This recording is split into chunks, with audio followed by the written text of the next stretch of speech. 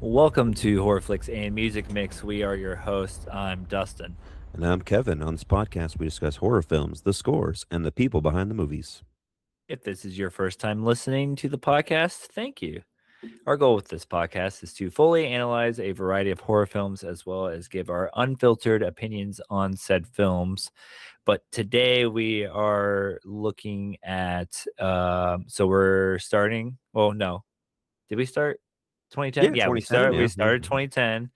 And we are looking at the Wolfman from 2010. And of course, we are going to be pairing it with the original 1941 Universal classic. Finally, some Universal classics. I I think that first, this is our first one.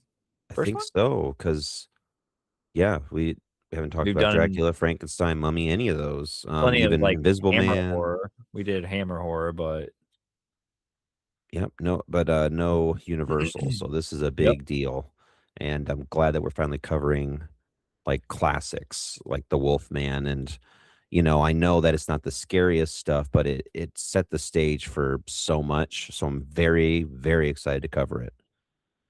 Hmm. And And the that 2010 one, which is really, I thought it was unfairly rated. I thought it was pretty darn good. Not, See, I I remember like liking it. I haven't watched it for a while until watching it for this, but I remember it being good. And I saw the rating. I was like, huh? But yeah. no, I mean, I think it's solid. it's a different tone, and I know that there was some production troubles, which I could talk about for the trivia. But I mean, overall, it's not bad. I mean, the gore in there is superb Yeah. because it's a good mixture of practical effects with a little bit of CGI. But the CGI, I think, wasn't unlike the Nightmare on Shit Street, 2010. No, it's so bad. It's a completely different. I mean, it's a bigger budget, I think, too. But like the CGI in that compared to that, like completely night and day difference. So yeah, I'm excited to cover the Universal monster movies. So I know that you have seen all of them because you have like the collection, and you probably uh even. I have the majority of them like Hmm. individually. Like so this one, it's just the Wolfman. So there's one, Yeah. two, seven movies. So this has Wolfman, Frankenstein meets Wolfman, House of Frankenstein, House of Dracula, Abbott and Costello meet Frankenstein, Werewolf of London, and She Wolf of London. So that's all Mm. the Wolfman appears in. Ah, Um, yeah. I have this one. I have the Dracula one. I have the three creature from the Black Lagoon. Hmm. Um, I have about like 80% of them because I Nice. there's a box set and I want it, and then I looked and I was like, "Oh, I already almost have all of them. There's no point Yeah. in getting the full box set." The only reason I get one is because I'd love to have behind the scenes featurettes, and I Yeah. just find I wonder. I find this time in Hollywood fascinating because like. Oh yeah, there's bonus features on this one. Uh-huh. Yeah, that's the only reason I'd watch them. I mean, watch for the films, of course, but I could watch documentary on Universal Horror Monsters all day, every day. But yeah, I mean, I saw this fairly young. I just think it was on TV, and I was like, all right, it wasn't that scary. I mean, then again, like we're so used to at this point seeing things when I was 8 or 9 that were horrifying, terrifying, like Child's Play and what have you. So this was kind of like it was just more of a cool atmosphere. Um, but when did you first see it? I don't think I've seen like any of these. Like I've always seen clips, from Hmm. other like in other movies or like especially Frankenstein or something. It's Yeah. alive and all that. Hmm. Um, but I think it was around junior high, high school. That's when I remember being like, I need to watch all the Friday Yeah. 13th. I need to watch all the Halloweens. I need to Hmm. watch all these classic movies that started it all. So I think it was around then. Yeah.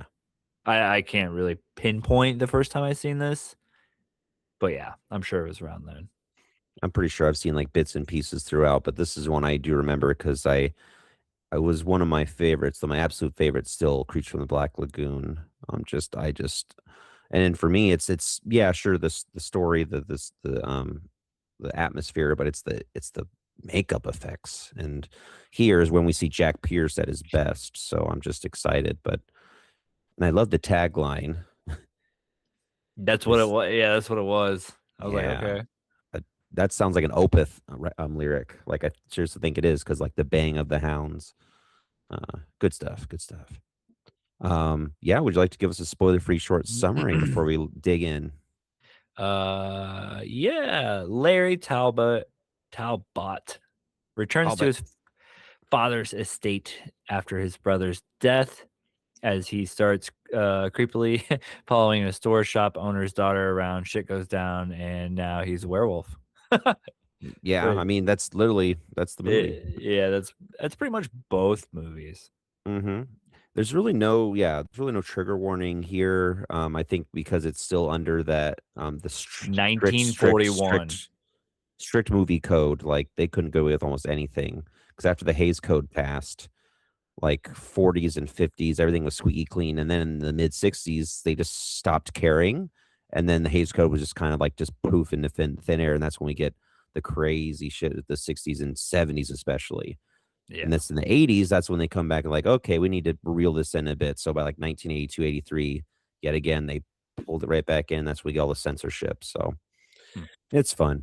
But yeah, let's get into it. We start off with I always love Universal music. They always there's just certain themes, especially like the Dracula themes, like the main one. Do do do do do do do do do. I just listen to that every day. It's good stuff. Oozes with atmosphere. We get the spooky backdrop and actually introduces us to all the characters. I love that Universal Horror did that. So you'd like know the characters ahead of time, so I don't have to keep remembering who they Oh, were. the casting, like Yeah.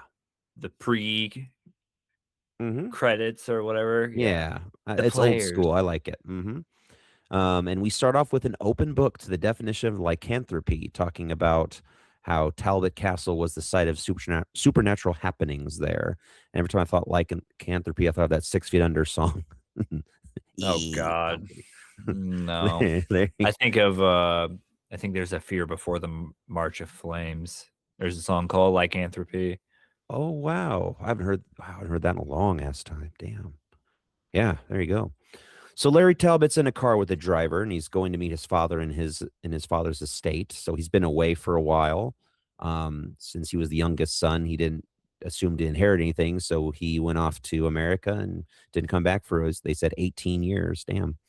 And at the time, it goes right into talking about his brother's death. I like how they do it in the remake a bit more because we get more of like what actually happened, but that's Yeah. okay. He was the youngest, and so he's there, and his father kind of saw him as like a hanger on. Um, Daddy Talbot decides to show Larry up to the attic to see this new telescope. And they're all like, wow, a telescope. And he decides to use it to spy on a woman across the street because Yeah. it's basically just peeping Why Tom. We're not? back to it again. Yeah. Um, he decides to go to the shop across the street, pretending to look for a gift. He tells her that he wants specific earrings that her on her dresser. I'm like, okay, It is. that's Yeah. I know it's a different time, but that would be It's like, like, oh, whoa, that's weird. Like sir. that's the setup of like any slasher stalker movie. Like, but nope, not Lon And like Chaney Jr. he's totally like innocent about it. He's trying to just be like, oh, hey, you know. They look so good on you. I saw them across the way. Yeah, but it's just like, no, And she dude. never questions like how until later, which is even weirder. And Yeah. then of course he's like, "Oh, I'm psychic." So, it's a running joke, and he decides to. He's like, you know what? I'll just get a cane. Then he gets a cane with the silver wolf head on it. I wonder if that'll be important later. And it has a wolf and the pentagram on there. Ooh, hoo, hoo. Hmm. And we start getting the exposition about how werewolves work, which almost everybody knows at this point. But I think at the time this was fairly new for most people, which I find fascinating because we're so used to that now. We're so used to the silver bullets. We're so used to the, um, you know, the midnight and the full moon and the all of that. So for us, it was just kind of like, yeah, we know this. And we keep getting this rhyme that comes up throughout the movie, which I wrote here. Even a man who is pure in heart and says his prayers by night may become a wolf when the wolf's bane blooms and the autumn moon is bright. Hmm. I'm Yeah, pretty sure that's the start of a song. yeah, you know what song? Yeah, which one? Because I swear I've heard it. I mean, there's probably many, but Hold on. Hold on here. like I know I've heard it in What? before a certain song. Okay, continue on while I get That's fine. this Okay. set up. You're gonna be like, "Oh, really?" Yeah. So we have this pentagram on the werewolf's hand. She talks about the standard lore about lycanthropy. He says, that sounds cool. Well, I'm gonna leave, but I'll pick you up at 8. And she's like, no, you won't. He's like, yep, I'll see you at 8. It's like, okay. They decide they want to go see the gypsy camp. Note here, obviously, this is the 1940s, so they still use the term gypsy. We would now call them Roma, but just if I use the terms, that's just from the movie. So I'll do my best to remember that it's called Roma, and they're the Roma people. So he asks about what his father thinks about this werewolf business as he goes back, and he's like, "Oh, there must be some truth to it." And it's like, "Well, while you're here, why don't you meet the townspeople since you're, essentially like their lord." So essentially, it's a society where this family, the Talbot family, still technically like owns land, so they're like the lords of the region, which is very, very archaic, but it works out. Ready for it? Oh yes, watch, it's gonna be like Fall Out Boy or something.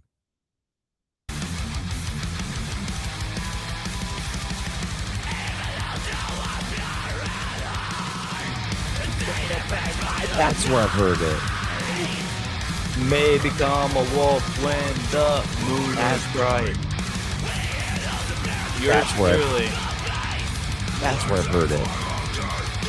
Yours Gosh, truly, folks here. that Yeah, song kicks so much ass. that was So much ass. me and my old band, and I wrote a song about werewolves. Because I remember like those lyrics. I'm like, I swore I've heard someone scream. Like, oh, it was you. I even have the CD like right over here. Yeah, Haha. Good yeah. stuff. God, That hell yeah, yeah. that was me. I used it. Come at me, Universal. Oh, they won't. I think it's been like 80 years. By the But time they even find it out, it's going to be public domain. because while writing that song, I was like, it was already called The Turn before we had any lyrics. So I'm like, all right, Mhm. werewolves. I watched this one. I watched like American Werewolf in London. Yeah, And I think it was just basically those two movies. And I was like, boom, wrote the yeah, lyrics. Yeah. that's perfect. There's a Yeah. lot of good like lines in this, so and that's a good one because And that one it's so repeats in the remake too. They bring it yes. up. In the yeah, they do. Well, that night we find out who this woman is. Her name is Gwen Conliffe, and she decides, you know what, I'm going to meet this creeper. She goes out to meet Talbot, and they want to go to the fair, this Roma fair, well, the Roma camp, sorry. And she decides to bring a third wheel along, which is like, oof, that's random. And they're going to meet a guy named Bella, which is ironic because his played by Bella. Bella Lugosi. It's like, Bella oh, hey, Lugosi. Yeah. yeah.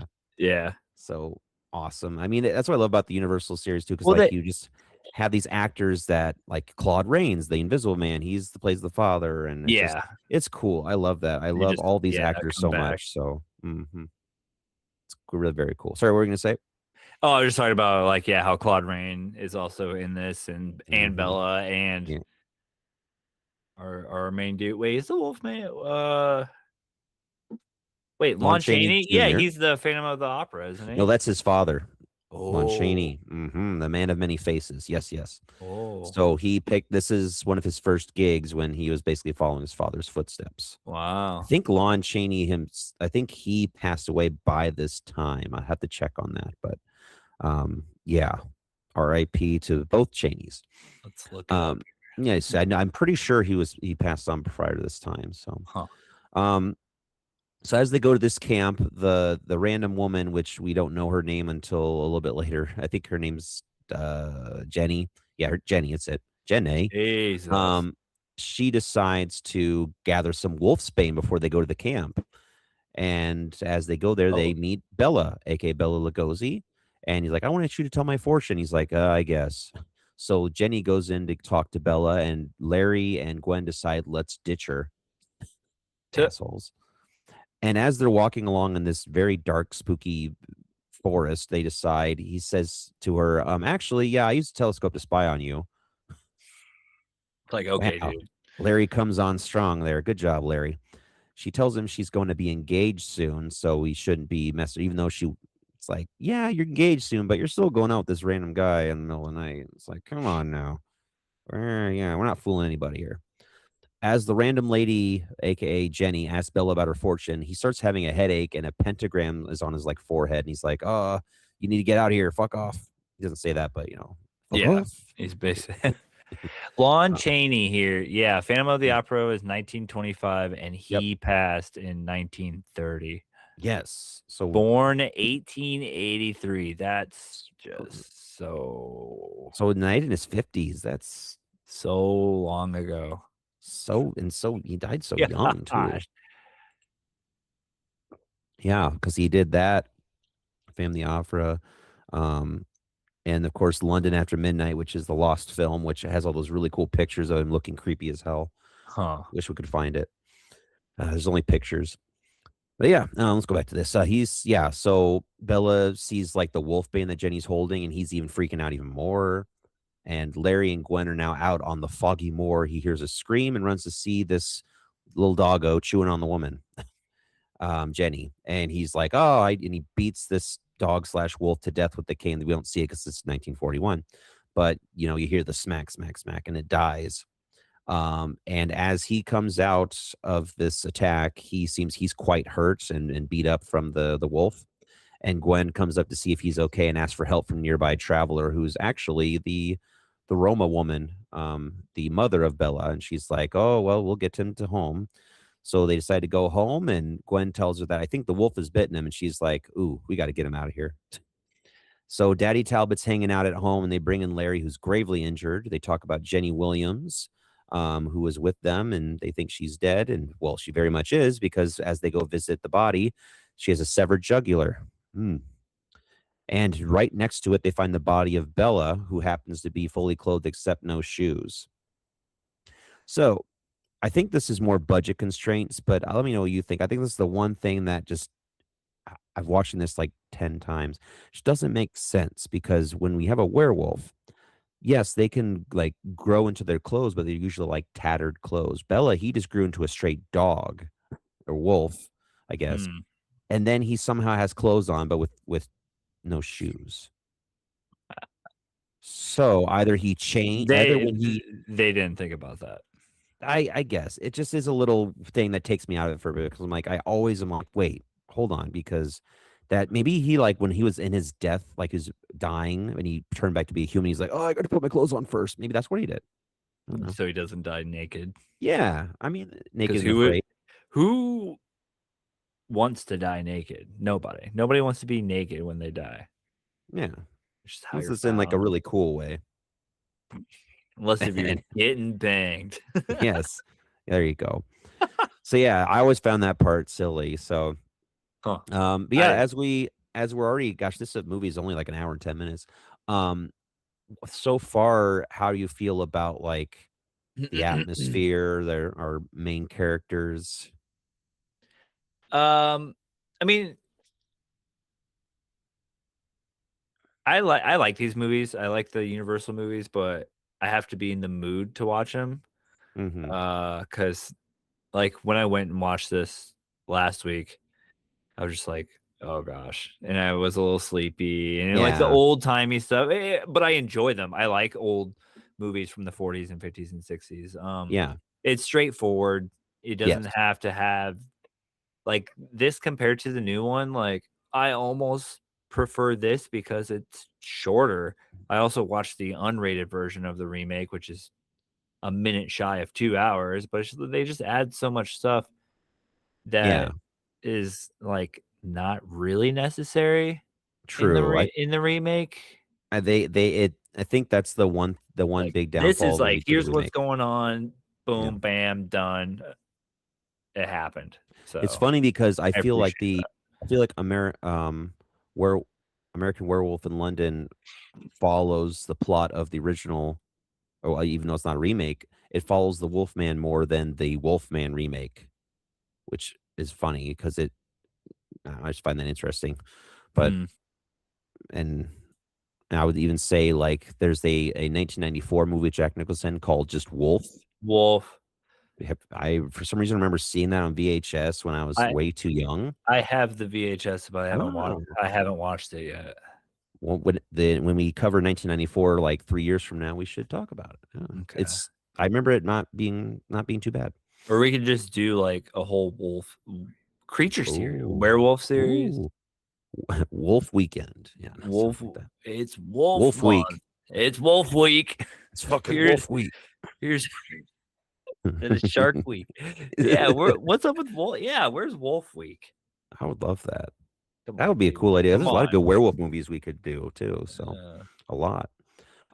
So yeah, we're going back to so Larry's home, the inspector, the constable, who is supposed to be Englishman, but he is very much has American accents. They didn't even try, which is funny. They find the wolf's head cane left by Larry right next to Bella's body since it had the silver on the top of the cane. Larry's relaxing in bed, obviously having a rough night, and Dr. Lloyd comes in to check on him. They show him the cane and said it was next to the body of Bella, not the yeah, wolf that he was talking about. And Larry's like, but no, it was a wolf. Look, here's the bite. And of course, there's no bite mark no bite. there. Ooh.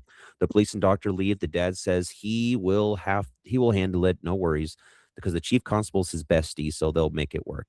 The chief constable, doctor, and Sir Talbot are having a little talk about like what this mystery is all about. Like, you know, what if it's that? Well, what if it's actually this? What if he's having a mental episode? Well, they leave it at unsure, and now we go to the town square where we see a casket going through town, and Larry decides to follow it. And as he decides to follow it, the casket bearers bring it to this gothic ass crypt. A church father and the Roma woman say that they should not pray over him, and they have a mini theological debate because he's like, "Oh, he should be in the ground." It's like, "No, that's what we do. We do dancing and shit." And he's like, "Oh, curses." Um, we get a soliloquy from the babushka over Bella's casket, walking out while Larry starts crying. Babushka, like Russian word for grandma. I don't know. I just wanted to call her babushka because it's fun to say. I was like, what? But it's a What a sentence there. babushka, yeah. Gwen and her father are now hanging out, talking about the events of the previous night. And as they're hanging out, a bunch of very snooty bitches come in talking to the dad about how Gwen is the one to blame for Jenny's death. And they're all like, "Oh, well, yeah, we don't know what's going on here." And here comes Larry. He comes in wielding a cane. He's going to bludgeon the bitch. Yeah, he's like, Get out of here. yeah. You going to smack these bitches? It's great. Larry goes to the back to talk to Gwen, telling her, "I fought off the wolf that killed Jenny." And she's like, "Wow, okay." And then, oh, here's the fiance, Frank Andrews, the most like that is the most English name ever. Frank. Frank Andrews. He comes back with his dog, and the dog's barking at Larry because obviously something's up with Larry. Introducing him to his fiance is very awkward because Frank's like, "Hey, why don't you watch out for that guy?" Yeah. So they decide, let's go to the Roma Fair. They all decide everyone in town goes to the Roma Fair. I guess they didn't want to stop it because there was two damn murders happening the night before, but they're like, let's just do the festival anyway. So we get jugglers, we get dancers, we get some music. Frank and Gwen decide to go hanging out, and they're like, "Hey, look, it's Larry." So they decide to all hang out together because that's not awkward. Um, they do a little Like, shooting contest, and of course, Larry's a great shot until he sees a little paper wolf and he freaks out. And I guess even though he shot every other shot, Frank says, "Well, I win, I guess." I don't know how the game works, I guess. I don't know. I don't know. Anyway, he goes back to see and sees Mina. And Mina's like, "Hey, come here. They got to tell you something."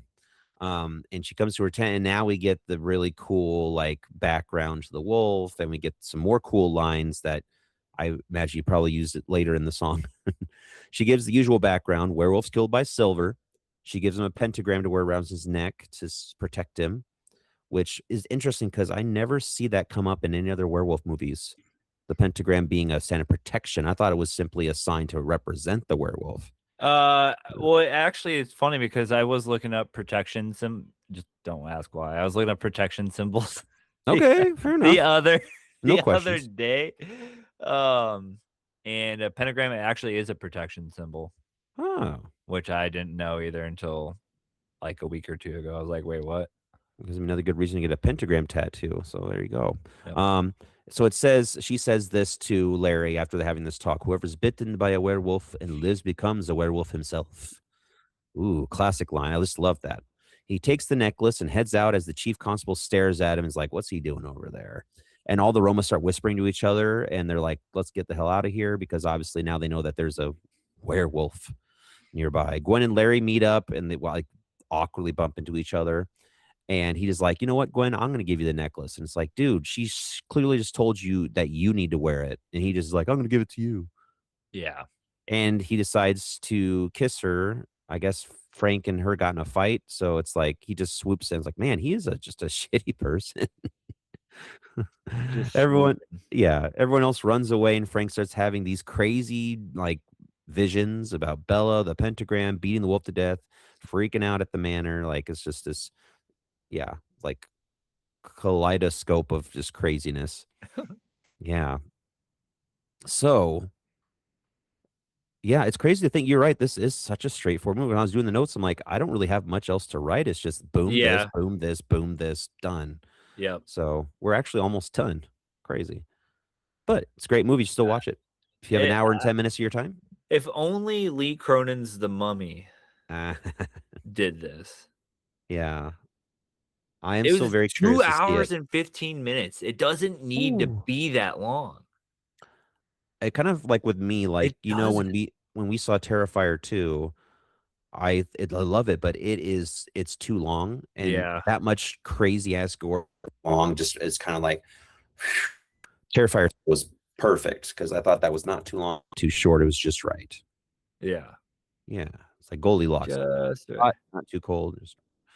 Anyway, Just right. Yep. when he gets home, he starts noticing more and more hair growing on his legs, and we get some of those really cool like um, scenes where we see the hair slowly growing and growing. Obviously, they've been doing this since the Jekyll and Hyde movie in the 30s, which I think that is some of the best like use of effects in the 30s and 40s. Is that like everyone should go watch that and just see that it's fascinating how Actually, have not seen that. it's on Tubi because now To it's be public domain. So watch it. nice. It's it's so good. There's a lot of different versions though. Watch the ones from the 30s, the one from the 30s, because there's also one from the 20s, one from the 30s, one from the 40s, one from the late 50s. It's everyone did a Jekyll and Hyde movie. And we get to see his the hair growing. We get the overtime effects. His hair and then his paws are coming out. And as he walks out into the woods, we get the iconic reveal. And I like how he looks. to this day, I think he looks cool. the Or makeup, maybe it is because it's like iconic. I don't know. I just think because even if you look at it, like it's still just some of the absolute best. It's some of the absolute best makeup. And Jack Pierce is the guy who did it. Jack Pierce has worked for Universal and he did makeup for most of the monsters, even though he claimed credit for the Gill Man. It was actually Millicent Patrick, but when we get to that, that's a story for another day. There's a whole book on that shit. Huh. But Jack Pierce, obviously this is something that from what I read, Lon Chaney Jr. was always kind of about because it would be quite a few hours in the chair putting this on and taking this off. I think it was 7 to 8 hours. It's still a lot, but I That's mean, still that's a long time. as you can see, though, it looks perfect. I there's a lot of great wolf effects and wolf makeup, but this is still like the standard bearer and always will be because we see the side of him. Like this whole scene, this is my favorite scene because we get the first reveal.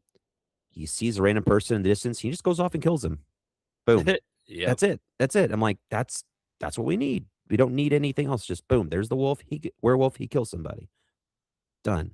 Love it. And the graveyard worker is now done for. Well, the next day, the doctor and a few people from the village see the dead body of Richardson, who was the gravedigger with a severed jugular and wolf tracks. And the next morning, as Larry Talbot wakes up, we see muddy paw prints all over the carpet leading to his bed. He wakes up, notices the star on his chest, not quite remembering how he got to his room. And I love the music in this because we get a little mixture of menacing with muted horn sounds, low cellos, flutes, violins. Because it's like going back and forth. Because it's like, sure, he's in a safe space for now, but there's also terror coming, and there's a safe space, and the terror's coming. And it's crazy to think is that this movie's going to be over in like 20 minutes. Yeah. So what did you think of, I mean, we were talking about like the first reveal, but like, do you feel that looking at all the werewolf movies you've watched over the years, his reveal, like, I guess, how do I put this? Where would you rank his, maybe his werewolf powers, his werewolf likeness to others, whether it's from Mm, like, American Werewolf or Howling, or if it's unfair to even do that because it's one of the it's first to do it. I mean, like, it's one of the first to do it, but, like, how he still moves around like a human Yeah. instead of more of a wolf. I don't think you could compare this Yeah. to anything new, especially American Werewolf in London. Like, that transformation scene is crazy. There's also Hmm. a really awesome transformation scene in the first season of Hemlock Grove. I've Um, always wanted to watch that. I've only seen the first season forever ago. I don't even remember any of it, but I remembered that transformation. Hmm. Um, yeah, I don't know. I don't think you could really compare it. Like, Yeah. he's like, I don't know, if this guy came up to me, sure, I'd be scared. I can't say I'm scared watching it now, but maybe if you showed like your kids wanted to start watching horror movies, you start with these, and then I don't know, that might be the best way to to measure out how good Hmm. it is or how scary it is. Because Yeah. you need to be able to see it for the first time before seeing anything else that could kind of ruin it. And like, That makes and sense? that's yeah, and that's the thing too that most people may or may not know, but there was a werewolf movie before this, Werewolf of London, 1935. So like, if you look at that makeup, I pulled it up on mine now, Werewolf of London makeup, like it's very rudimentary compared to this, but like you can tell like this is where it kind of starts. Yeah, I mean, Werewolf yeah, it's on this yeah. actually. Yeah. Oh, hey, there you go. I So didn't even that know actually that. came first, 1935. So Yeah. interesting that, I mean, it's still got a little bit of that look and it still looks pretty good, but obviously with Jack Pierce's werewolf, you get the really good stuff. So Hmm. um but yeah, and that's also a great movie that I haven't seen in a very long time. So we'll have to watch that at some point.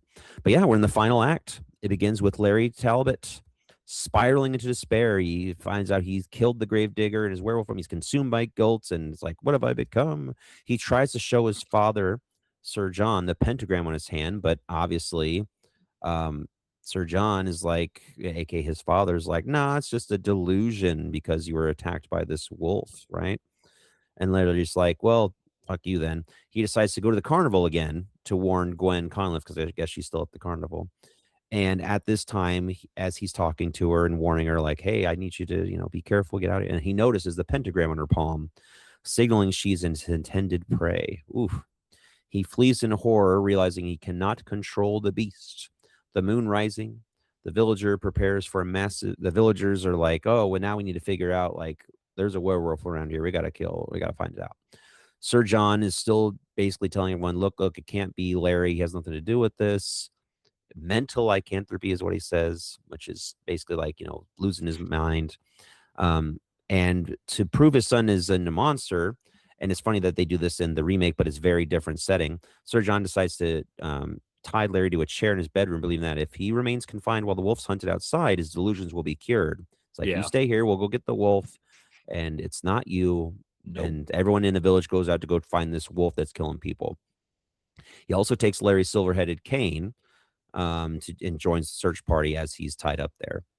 And of course, as he's tied up, we get another very famous scene of him sprouting fur on his feet. And this one's a little bit more like we get a little more intense with showing like how like the hands start growing that we see the hair start coming in, the transition's slow, and we can see the physical pain that occurs because you're hearing him like, kind of like in American Werewolf in London, but less to that extent. All of a sudden, we've flipped to the forest, and everyone's looking for the wolf around the Talbot estate, and Gwen is trying to find Larry because she doesn't know that he's tied up and unaware that the beast is loose from his chair and the wolf man's there.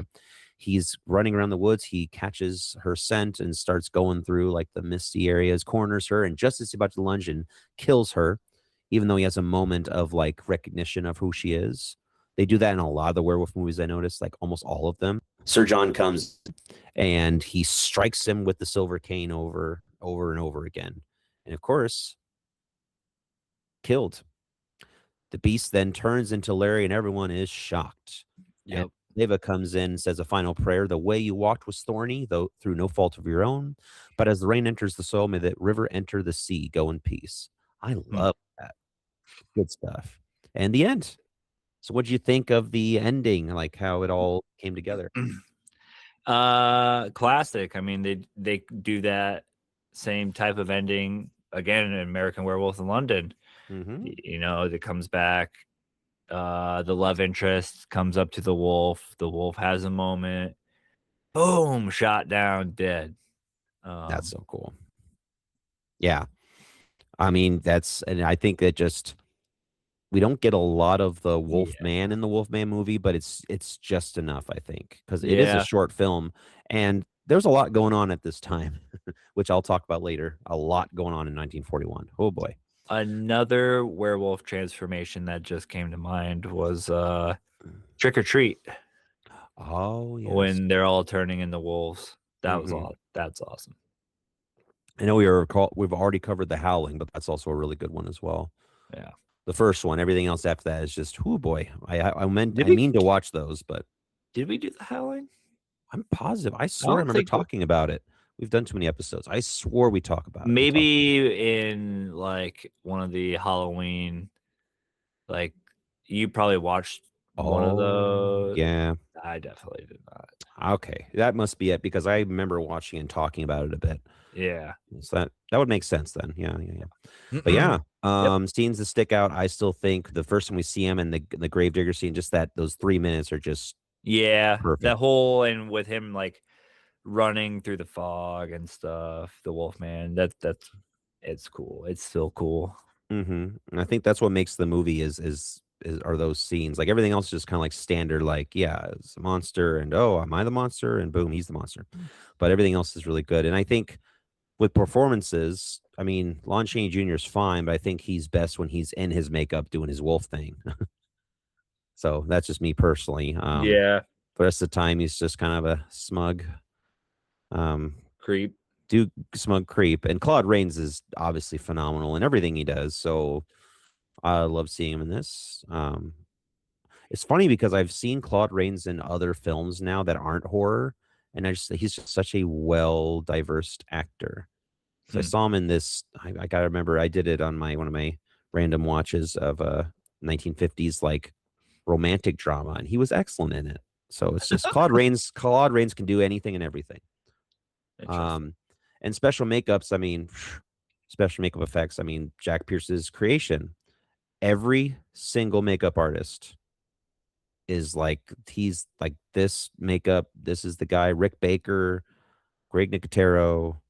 Um, I'm trying to think of others. Rob Bottin, all of them. All of them have been inspired by this guy. When I was just watching In Search of Darkness, they were talking about that. Hmm.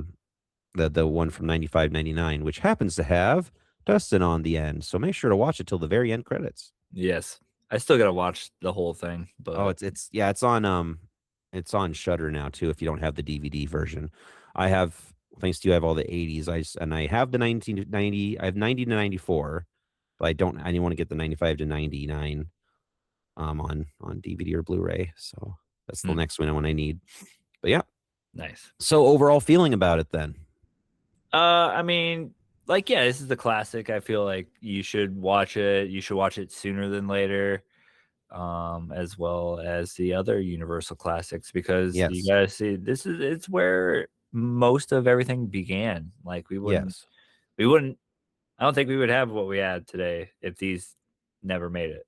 It brought horror to the mainstream. I mean, these movies were huge, Yeah, and everyone recognized them. It set the standard for Halloween costumes for the next 100 years, essentially. Well, pretty much. 80, almost 100 years, whatever. But I mean, yeah, yeah, people classic. still do the Wolfman Hmm. costume. Yeah. Yeah. And I have total kills as 5, which Hmm. doesn't sound like a lot, but I guess It's a lot for this. for this, yeah, 5, yeah. I already did a few fun facts and trivia, but I think the main one was that he spent 7, 8 hours in a chair on Jack Pierce's makeup, and still some of the best makeup he's ever done. So hands down. Alongside Frankenstein as monster too. Yeah. Hmm. So the music was done by Charles Previn, Hans J. Salter, and Frank Skinner. All of them were uncredited.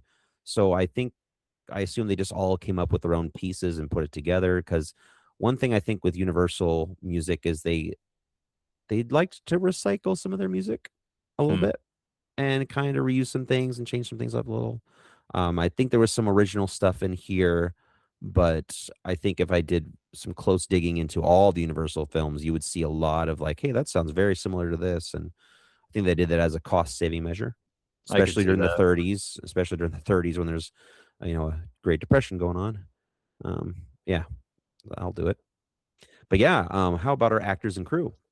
Oh, classics. Claude Rains as Sir John Talbot. Warren William plays Dr. Lloyd. Ralph Bellamy plays Colonel Montfort. Patrick Knowles plays Frank Andrews. Bella Lugosi as Bella. And Maria Alspenskaya.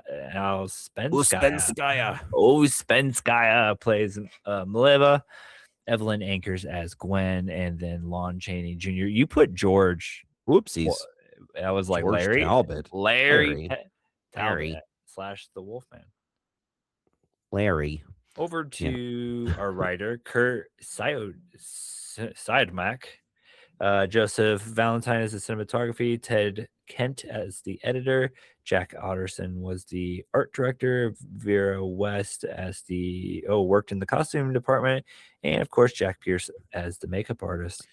Yeah, this is the time when all the credits were like one person doing everything. So I Yeah. always find that really cool. Because now, like, if you look at the next movie, there's like 80 people in the visual effects department.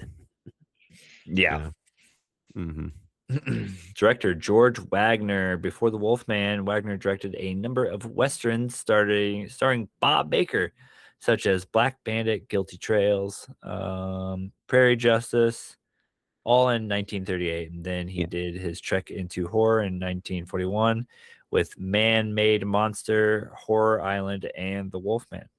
From there, he would be penned onto a variety of projects for more westerns, of course, to warm War film, films. War films, not warm. Whoopsie. warm films until At least I typed 1951, it, not AI. which he would switch specifically to directing TV episodes from shows like Code 3. And then he also did 41 episodes of 77 Sunset Strip, with a bunch of films in between, sci-fis to westerns. And his last directorial work would be 10 episodes on the 60s Batman series. Yeah, that's Interesting. so cool. Yeah, so random too. So this movie was released 5 days after Pearl Harbor, after the largest modern war in history. So it's just crazy to think like that happened. It's like, hey, now there's a movie about a wolf, and it's just think I don't know. I couldn't imagine at that Jesus. time. Like I know that we've had movies come out after horrible events, but like for us, that was the first major attack on U.S. soil since the War of 1812. So it was like the biggest deal for us ever. Everyone freaked out about it, and then 5 days later, people are starting to go. It boggles my mind. So, but yeah, it's obviously filmed in the U.S. of A. $180,000 budget, which I should have done the math for the time. It'd probably be more in the millions, with you know, um, That's interest or not crazy. That's interest. still a Sorry, with lot. yeah, with crewing over time. No gross though, but I assume it did pretty well. Hmm. And even then, like even if it didn't do well at the time, now the rights for it alone, like any Universal monster, they're making millions a year just for having the rights. Yeah, And the Rotten Tomatoes score, I think, is fair, 91% critics and 80% audience. that's crazy. I think that's fair.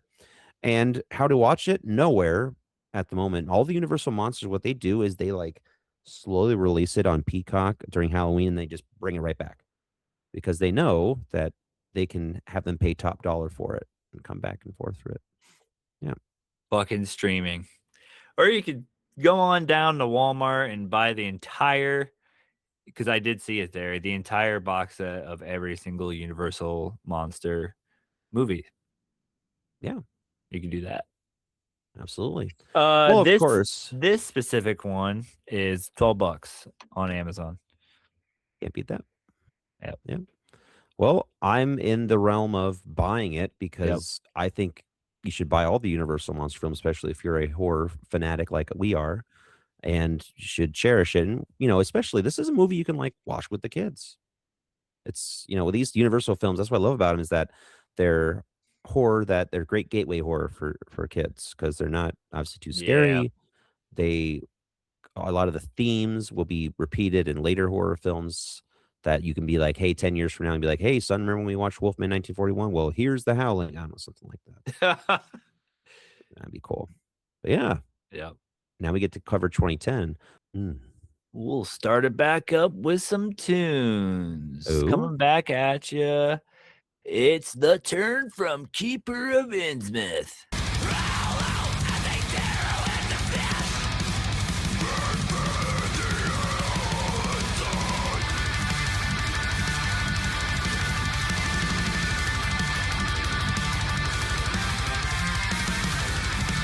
that's such a cool riff. Oh, here's the part again.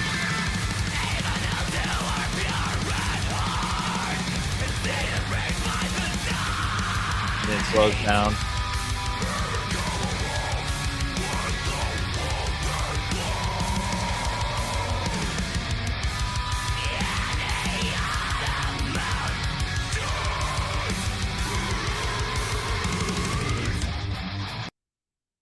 Yeah.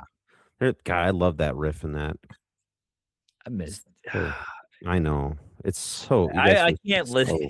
I almost can't listen to it. I get it.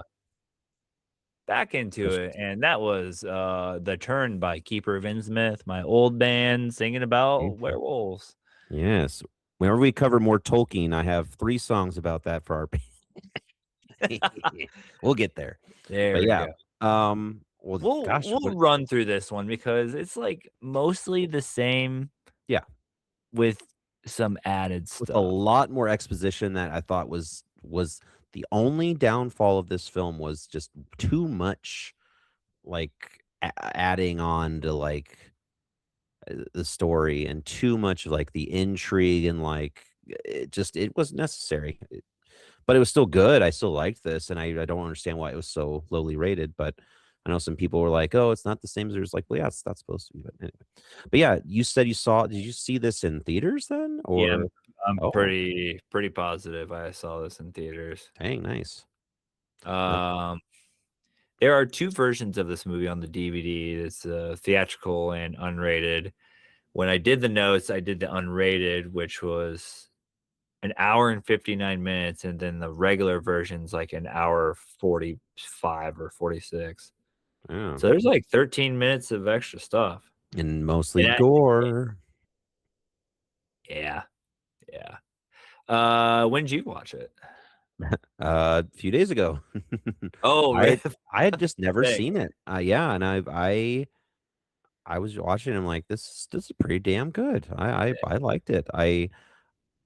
For me, sure, some of the acting was a little at times, even with such A-list actors. I could just tell they were just kind of like not into the script. But the set pieces, the costume, the effects, and the gore effects. Ooh, and the CGI that was used, I thought that it was sparingly used. It wasn't to the point where it's too much. I thought it was a healthy balance for once, which is nice. So I really enjoyed this movie. I had fun with it. So yeah, when the moon is full, the legend comes to life is the tagline. Yep. I like that.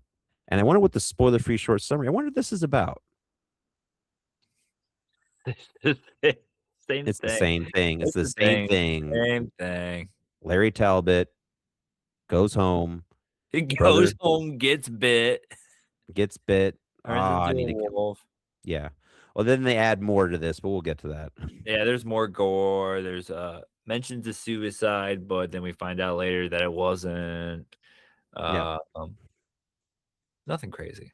All Yeah. right. Not too crazy. We start out with the old school Universal Studios intro, haunting music, even a man. Yep. Danny Elfman. Yep. Actually, Oh. did you see my edit on that? We'll get to that. Oh. Wait. What? Did I miss something? I thought I said Danny. Uh. Oh. Oh Oh. yeah, I was looking into that because I was like, what? And then they released it again, but With it's not. Elfman's score. Or no, they. I Huh, think okay, we'll they get were. to that. We'll Yeah, get to that. I was Yeah. like, what? Oh. Okay. 1891, England. Some dude's walking around the woods with a lantern. He gets spooked by some birds and then sliced open. Guess what? That's Ben, Larry's brother. So we get the cold open of the brother getting killed by a werewolf. Um, what do you think about that cold open? I Just like it's quick. It's like, oh, dude's dead. You know. Yeah, I think this I liked the intro to this more because it goes straight into it, like because we in the originals like the brother's dead. Oh no, but now it's like we see the brother get royally fucked up. Yep. And especially later when we find out who killed him. Like, ooh. But yeah, Yeah. Talbot's brother is done for, and then boom, we get right into it. I like it. Emily Blunt, who's Gwen. She's watching a play, then goes and talks to the main star, who is Larry. She tells him, hey, I was engaged to your brother Ben, but he's been missing for a month and we need your help. And he's like, yo, I can't come back home because I'm contracted to. He's in a Shakespeare play. He's like one of Hmm. the main characters and he has like 30 more performances. She's like, all right, I guess. And then, of course, he decides to go and he checks it out with a nice train ride to Hogwarts. I mean, country stuff. Talks to some old dude on the train. They talk about moms and dads and brothers, and he's going to Blackmore, and this guy hands him his cane. He's like, hey, here's a cane. Here you go. And it's got a wolf head on it. It comes out like a dagger. But Larry's like, nah, I'm good, and falls back asleep. Yeah, very different than how he got it before. Some guys are like, here's a cane. Yeah, of course, Yeah. when he wakes up, the dude is gone and he leaves the cane. So Larry just takes the cane. Hmm. Then he takes a horse and buggy over to the family estate where he runs into his dad. And his dad's like, wait, you're here? And he's like, yeah, I've come here to help look for Ben, but it's too late. The brother's body was found. So he goes to the morgue and checks it out. Hmm. And Ben was torn Oh, apart. He's messed up. yeah. Was it a maniac? Was it a beast? You know? And then okay, so is the appropriate word Roma? Yes. Oh, I didn't know that. I just wrote Hmm. That's okay. A lot of people don't like same thing with like there's a lot of antiquated terms Mm, that there's still people that call them that, and there's some people at the Roma that don't care that they're using that, but I'm just going with what I've read about, and okay. especially yeah, just Roma. But I imagine if you say the term gypsy but knowing Gyp- that I yeah. didn't ever think it was like well, I mean, even in this, they're like, damn gypsies, you know. Well, yeah, that They blame them especially for stuff, I yes, guess. especially because this is happening in the 19th century, in the 1800s, late 1800s, so it makes perfect sense they would say that, so Yeah. mhm. Um, so they're talking about the Roma people, and let's see, this dude goes on about a big thing that had claws in one of the story. Oh yeah, so they're at the bar. He's like, yeah, I seen it. It was a big monster, and then it's like one of those. The whole bar goes quiet, and Yeah, they're all like all this, yeah, just I always love those in scenes where someone like walks in and oh, we're just like, was like, "What are you do? What are you doing?" Everyone did that, and I went to a bar and that happened. I was be like, nah, I'm gonna leave. Like, "Oh shit, sorry." Silver bullets wouldn't leave the house on a full moon, and somebody's like, "A werewolf?" No, it's a bear. Lawrence goes over and says, "Fuck you" to the dude because I guess he called his mother a whore, and everybody's like, "Oh shit, was that Lawrence?" Yeah. Dinner time with Oh, dad and the widowed fiance. Awkward. yeah. Lawrence then has a one-on-one with dad. His dad doesn't understand his job being a actor. And I was like, oh, I guess it's 1891. Then they Hmm. talk about the Roma people and what Ben has been doing. And then they go check out the moon. After all that, Lawrence goes up and gives Gwen all of Ben's possessions that he got from the morgue and promises to help out in any way he can. So it's bedtime. He gets a weird dream flashback to when they were kids. They go outside. Lawrence finds his mom and father, but his mom slit her own throat. I think these dream sequences are pretty damn cool. By the way, Yeah, um, they're nice and spooky. yeah. We get a bunch of like a handful of these throughout the movie. Time for Ben's funeral. His fiance leaves afterwards. Lawrence stays to figure out what had happened to his brother. But of course, the moon is full that night, and his dad tells him to stay inside in case of his maniac theory is correct. Maniac. And of course, he dips out and he goes over to where all the Roma they're staying at their camp, and then he talks. He asks about a coin that he got. He tries to get his answers, but they're all like, "Oh, the woods aren't safe." And then there's a group of men who are coming to attack him. And Because then yes, they one, blame that they very of blame the time. them. Yeah. Of course, he gets swiped by the Wolfman and all hell breaks loose. So, okay. Dude gets his back ripped off. Everybody's freaking out. Dude's missing a leg. There's another attack. There's a gunshot. There's Yeah. another kill. Lawrence grabs his gun. Another one's dead. And then somebody gets the claws through like the jaw. Yeah, it goes like up through. There's some solid gore in this, and I was just like, hell yeah, and it looks good too. I Yep. loved this scene because it reminds me of the scene in Alligator 1980 when he goes crashes that To like the wedding party and just starts to the chomping everybody. wedding and just ruins everything. I love that scene so much. Ah, Sure shit, Lawrence is like, I'm gonna chase after this wolf. And he gets bit by the wolf, but gets saved by the others who shoot at the wolf, scaring it off. Of course, he's been bitten by the beast, and there is no cure. Gets patched up. mhm. Goes back to his family's estate. Has a bunch of weird dreams about CGI werewolf kid thing. Yeah, that's the one CGI that looked That's a bit too it's the much. only yeah, it's The about the only one I only was like, oof, that was not necessary. Gwen Especially since it looks Reed. like Gollum. It's literally Gollum. It really does. Yeah, It, it's re- just it like pretty much. it's just And like Gollum. hearing the story about that thing later, when his dad's like, "Yeah, I found this creature up in a cave." Yeah, it's Gollum.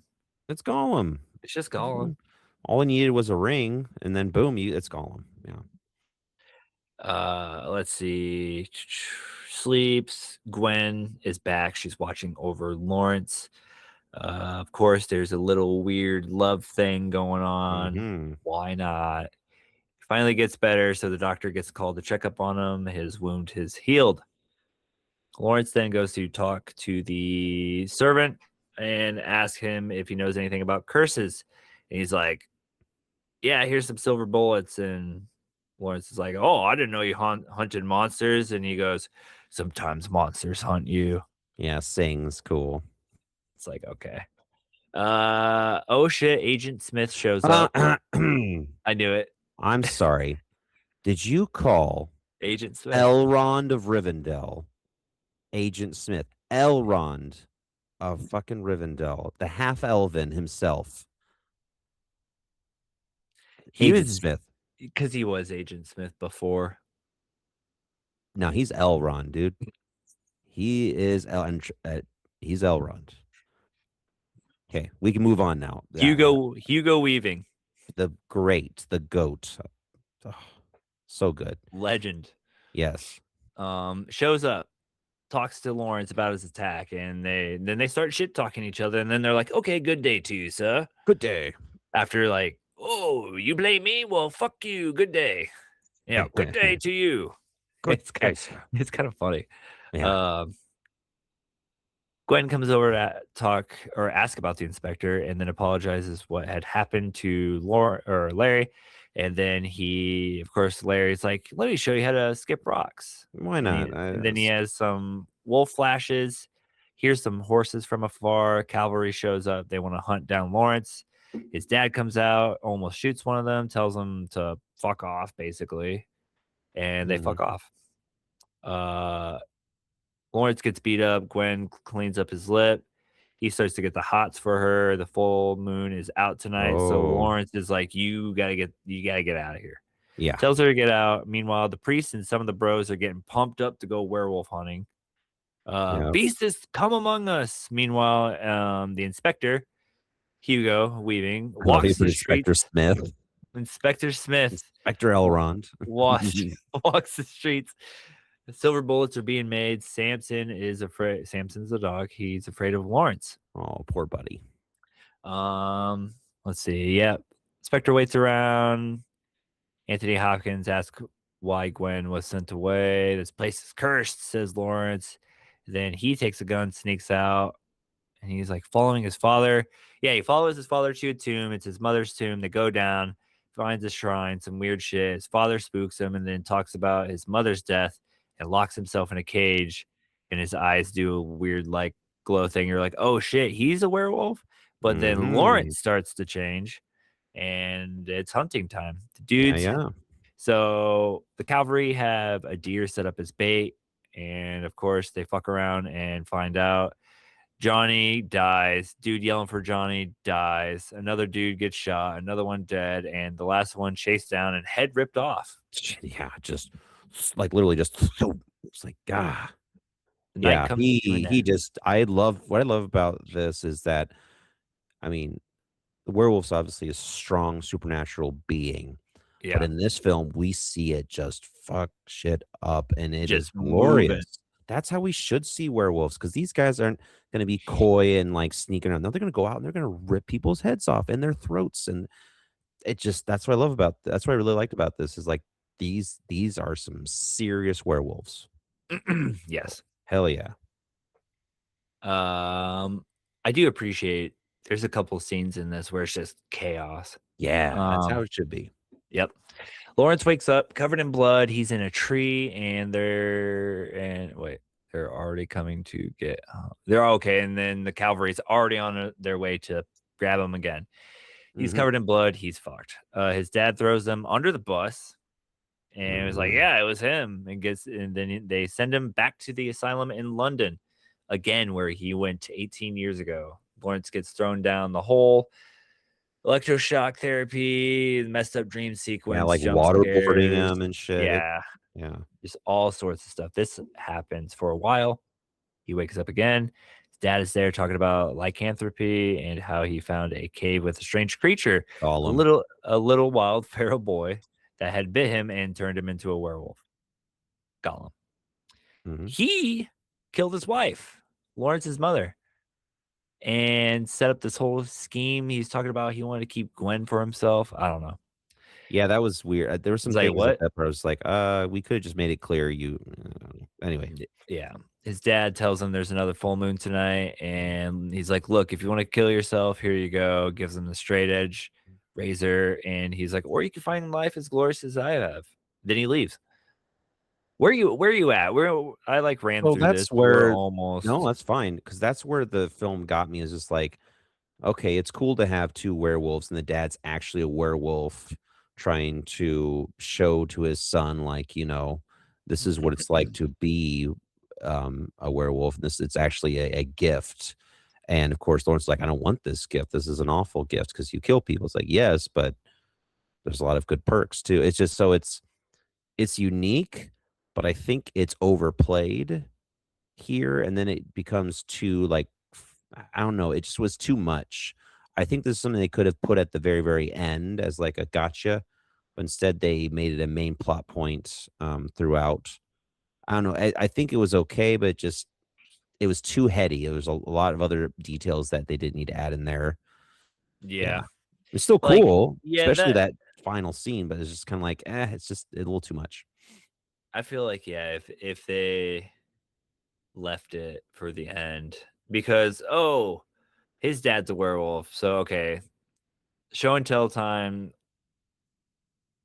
Like this part's cool. It's more so when they're both werewolves later on fighting each other. It's like, all right, we Yeah, don't need this. It's it cool, is cool. but I like like that part. we didn't need it.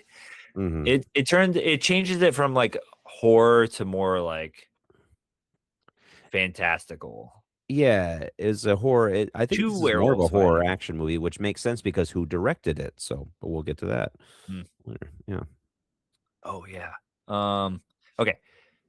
Show and tell time. Lawrence gets dragged into the presentation room, this part's sweet. and the doctor, this like you were talking about in the original, the doctor's like, we're just gonna keep you tied up, and the moon's gonna change, and everything's gonna be fine. You're gonna see it's all fine. And he's Hmm. in this room, and it's got all the people there watching. The doctor's talking, and of course, he starts to change, and everybody's like, "Oh shit!" One dude, so yeah, he changes. All hell breaks loose. Dude gets his guts eaten out. Yeah, Doctor gets tossed out the window onto a fence. The Wolfman escapes. so cool. The chase begins as the Wolfman runs and jumps from rooftop to rooftop. And oh, some dude gets ran over. Yeah. Three more dead from the bus that ran the dude over. Cops are shooting at the Wolfman. Chaos is going down in the streets of London. It's always Hmm. London. London, yeah. The next What's going morning, on? London? Lawrence is hiding under a bridge. He's washing up, and then he goes to hide, and he goes finds Gwen. He's like, "Hey, this is real." Talks about his dad and how his dad killed Ben and his mother. And he also confesses that he's jealous of his brother getting it on with Gwen because Mhm. he's like, "Dang!" And then he must Of go, but they finally kiss, course, obviously. you have Eh, to. Yeah. So the mob and Inspector show up, ruin everything. Lawrence buys all. Okay, so they ruin everything. They take Gwen, and then it cuts to Lawrence. He's walking down the street. He's incognito. Paperboy's yelling, "Lawrence Talbot still missing!" And Lawrence goes up, buys all the papers, Hmm. and now we get. So they took Gwen, but then they let her go because now she's looking into lycanthropy, and then she goes and talks to the Roma people and ask for their help in stopping this. I Yeah, mean, I think it's like this is where where what I think it's this is where we see with when the studio was starting to really meddle a lot because this wasn't even the original director. This wasn't even the original script. It had a lot of, I think this was just at this point, they were just cobbling stuff together, unfortunately. Because this is where I also kind of got confused because, yeah, I thought they were going to hold her hostage, try to keep him, to get him come back.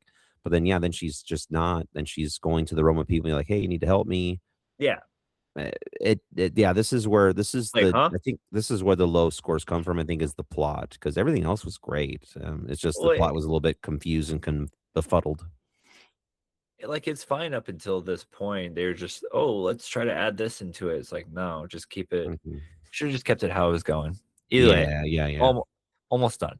Um, Lawrence goes back to his family's house. The servant is dead. He takes the key from his round around the neck, and and then it fades back to Inspector Smith, and then it goes back to Lawrence. And Lawrence searches the house for his dad for a while, and then Samson Mhm. shows him the way, and then he finds his dad playing piano. They start fighting. A fire starts, and then they both turn into werewolves. They fight each So other. I love this part. It's badass. Yeah, I mean, like it's cool. I don't know. I'm It a might be my sucker for least. monsters fighting each other. Maybe it's good. Mm, I don't know. I it is a little bit. It basically is underworlds. You know, yeah. it's basically Underworld and Van in the movie Van Helsing, if you remember that, like with just Oh yeah. monsters fighting all over the place. That's basically what this was, but I liked it. I don't know, I find that stuff fun. Mm. Um, was needed? Nah, but you get two werewolves beating the shit out of each other. I mean, I'm down Yeah. with that. Yeah, they're werewolves fighting each other. More fire. Inspector shows up. Lawrence takes off. Inspector gets all. I like missed something. The dad dies. Oh yeah, no, he rips his own dad's head off and throws it across the floor, and as his the head changes from a wolf face to his face. In Oh CGI, yeah. it's a little bit but it's not bad. But it's So still cool because he literally just rips his head straight off and throws it. Eh, so yeah, dad's dead. Head's Dad's ripped dead. off. Inspector gets messed up. Lawrence takes off. Gwen is also Gwen starts chasing Lawrence, I think. Yeah. Mm-hmm. And then Lawrence almost attacks Gwen, but of course it's the whole Beauty and Beast thing. He's like, "Oh my god, I know you," but she Yeah. shoots him. Well, it's interesting because yeah, we always think that it's going to be like in every werewolf movie where it's the cop inspector that shoots him, but she's the one who actually shoots him this time, taking agency for killing him herself, and almost like doing a mercy for him. That the one that she loves, the one that he loves, is helping him by killing him. It's kind of Hmm, nice, poetic, very Shakespearean, because he's a Shakespeare actor. interesting. Hmm. Yeah, she kills him. He changes back and die. Well, he changes back and dies after being shot. And then the inspector got bit. Hmm. Moon comes He did. out. There's a little monologue from Gwen. The house is burning. The end. Yeah. Yeah, Now Elrond's a werewolf. Hmm. which they should have done like a sequel. I That would would have have been been cool, but maybe. it's also okay they didn't. Yeah. um, well, I think the best scenes are when the werewolves is going ape shit. I that chaos is something that I always associate with werewolves because like a werewolf's not going to be like sneaky. They're not gonna like prowl around like a Dracula or a vampire. They're gonna go straight and just start murking everybody. I think that's what I find those scenes so powerful because like yeah, there are powerful beings that will rip your head off literally. um so those are probably my favorite scenes, that just the absolute set pieces, and I really like the whole and follow through to the ending because I think it's the fact that the whole Talbot family dies by the end, yet Yeah. their legacy lives on by a simple bite on the forearm of an inspector. So Hmm. yeah. Yeah. How about yourself? Any scenes stick out? um, I mean, I think it's just all like the chaotic werewolf attacks. Mhm. There's a handful of those scenes. Yeah. Um, I like how he still looks like the classic Wolfman in this. Yep, they did that purposefully. That was the even Benicio del Toro, who was a producer, said, and that was one of his favorite monster films. He had the figurines, he loved it. He was so excited to play this role. He said, Right. "I needed to be as close to the original as possible," and I think they certainly did. So, Yeah. mhm. Performance. I mean, we have A-list solid cast. Triple A list. Mhm. Anthony Hopkins, Benicio del Toro, Hugo Weaving, and Emily Blunt. Like, come Yeah, I on. can't beat that. All solid actors. Yep. And Uh, then, yeah. yeah, practical effects mixed with CG, a little bit of CGI, and it looks good for the most part. The only thing, like, I agree, it was the feral kid. Yeah, that was a bit That's silly about, looking. yeah, Mhm. Looked like Bat Boy from I don't know what that's from, but I just remember something like Bat Boy, but I'll just look that up. But yeah, I think the practical effects are excellent. And just man, for 2010, they just upped the gore to the max. And I love that because yeah, I don't know, I feel like a werewolf, it should be grisly and gruesome. It shouldn't be, like we should see limbs torn off and because they're just big beasts, hulking beasts. I think that's how werewolves should act and how they should fuck shit up. So yep. well, then I know we've already kind of talked about overall feeling. I enjoyed this. Now, yes, was it a Yeah, little long? Yes, it was a little long. Was were the plot points a little bit too much? Sure, but I think overall it was an enjoyable experience, and it's too bad that so many people didn't like this. I really didn't think it was that bad, even with all the trouble they had with production. They started shooting this in 2006 and didn't even get what released till 2010. So that kind of tells you huh? there was a lot of issue. I think that's the main reason is because there were so many issues that even though this didn't do that well, it was more like we don't want to go through that again with the other films, and they just stopped doing the Universal stuff, which is unfortunate. Now they're starting to do it again. Well, with Lee Cronin's Mummy and the Well, Wolfman from last year, which we're not going to talk about because I'm never even going to watch it. I've heard it's so bad. you Yeah. should Oh, okay. Word. just so I can so we can confirm that I'm not crazy.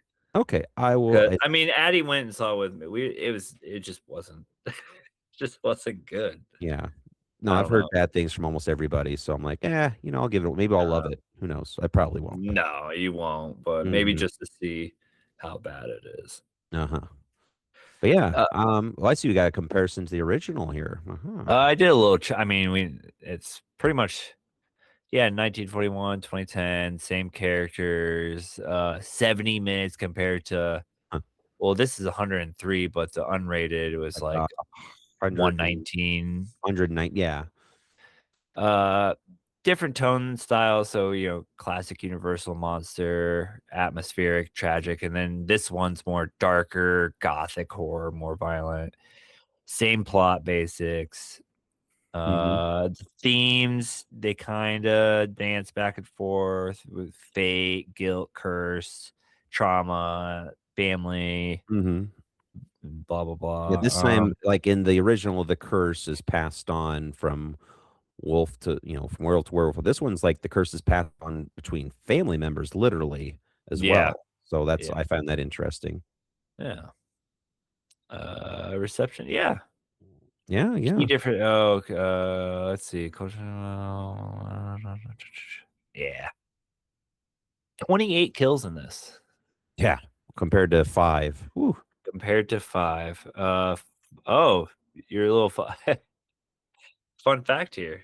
Yes, I just found this interesting. Just it was a little curiosity. I'm like, why not put that in there? If anyone knows that movie, the bear that's in the gypsy camp is recycled CGI from this movie called The Golden Compass from 2007.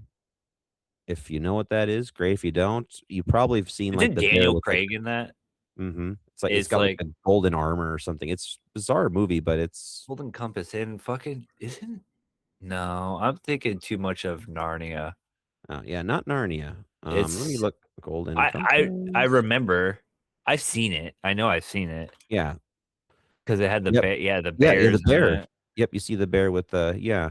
It was like a Nicole Kidman, she's the bad, Daniel Craig is in it though, and Eva okay, Green and Sam Elliott. um, Mhm. with the bears fighting each okay, Yeah. interesting. It's been a long time since I've seen it, but yeah. It's just Came interesting that out they 19 decided to years make ago. yeah. Oh boy. Oh dear. So soundtrack now, okay, I guess I was please tell me about this because I meant to listen to the soundtrack beforehand, the score found it beforehand, but I didn't have a chance to. And I saw Oh, yeah. Danny Elfman. I was like, ooh, Danny Elfman, sweet. But I guess there was some rigmarole here. Yeah, so I saw your note and I was like, "Really?" And then I looked. So, Danny Elfman was the original composer, did the whole score, but the studio ended up rejecting his score in 2009, and then it was announced yeah, in 2009, November of 2009, it was announced that Elfman's music has been or had been discarded in favor of a new score by Paul Haslinger. But Hmm. then, however, in January 2010, the producers switched back to Elfman's score after disliking Haslinger's electronic music. So I think it is mostly his score. That's what I thought. Because there were some things like you can tell when it's a Danny Elfman score, and I'm like, I'm pretty sure this is Danny. I looked it up and like, oh yeah, it is Danny Elfman. Which So, is but it's like, interesting that yeah, it they was a little literally bit of back and forth. it's weird they didn't wanna use his music and put in some electronic artists for a gothic classic horror I don't know. I think that I'm glad they made that decision because Yeah, Elfman made much more sense. I mean, we get some excellent music in this. I mean, it's nothing that sticks out, but it matches the film perfectly, so yeah. I'm always down for Elfman and everything he does.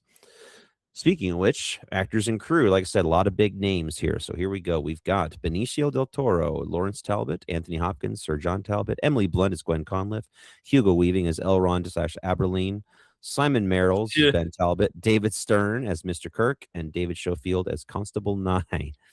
Crew and cinematography. Yeah. Smith. I know. He did, but he also V from V for V, Vendetta. So yeah, ooh, V. that. We have to watch that for film club sometime. I haven't seen that in a long time. I God, just I love watched that ooh. in November. No, It's that's been a long time. I was like, oh dang. I love that movie.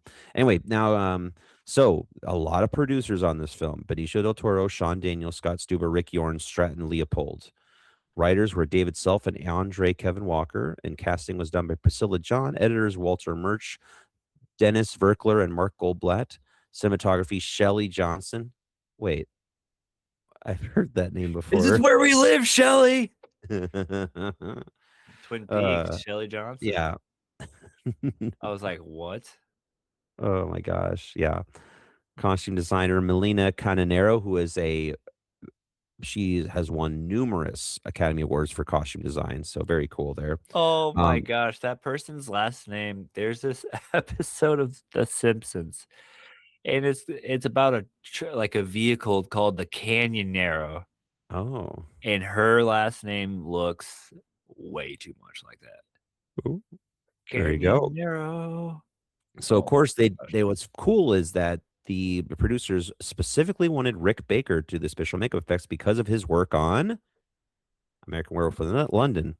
Ah, So even though he did a lot of the effects, he was kind of bummed that they still used decent amount of CGI when they didn't have to. But overall, is still very proud of what he did. I mean, the makeup and the gore effects look great. He also worked with Rob Avery, Barry Gower, Kevin Kirkpatrick, and Cinovation Studios. Special and visual effects. My God.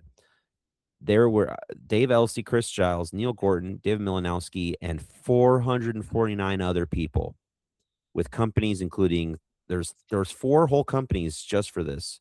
That tells you it's a big budget. MPC, Double Negative, Peerless, and Rhythm and Hughes Studios. 499 people for visual effects. That's damn. It's that's a lot. crazy.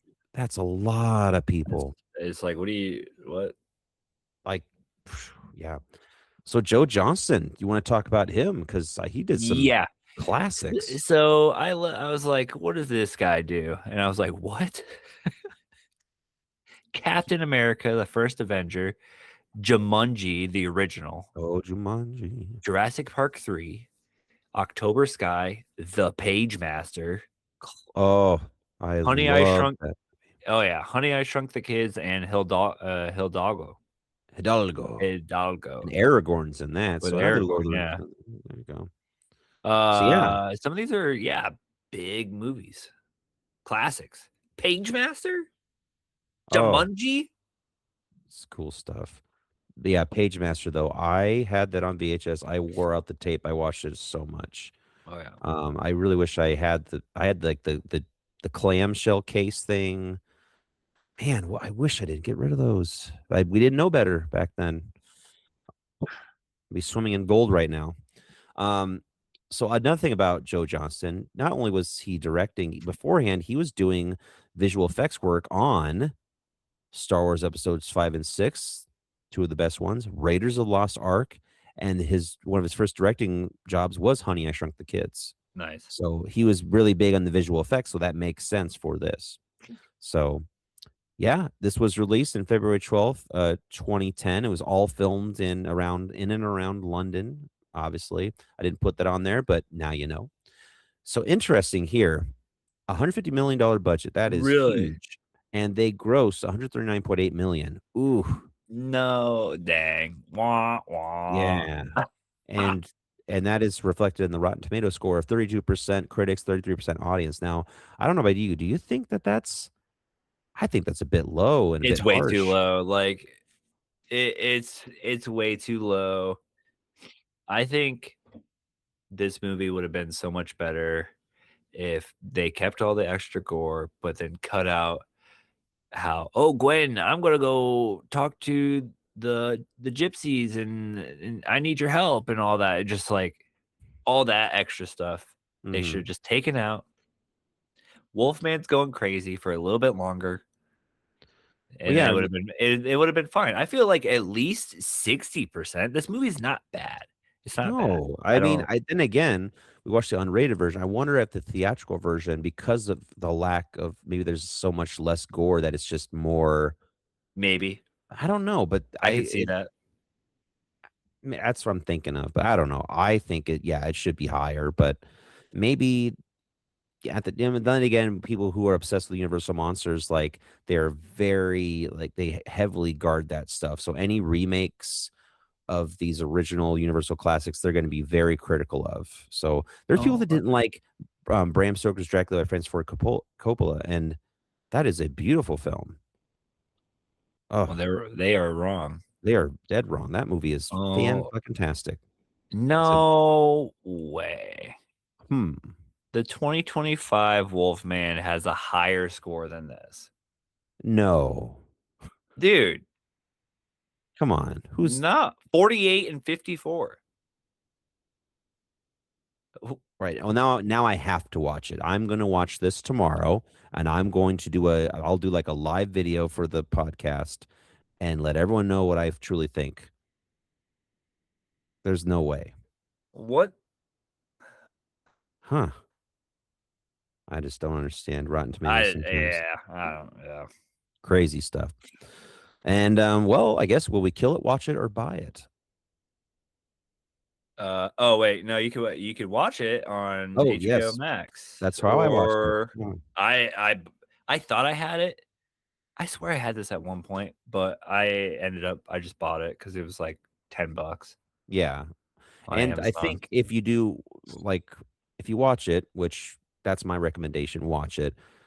Watch the unrated. I don't know what the theatrical would be like, but even though it's longer, I think it's worth it because of the added visceral, violence that kind of adds to the mythos of a werewolf.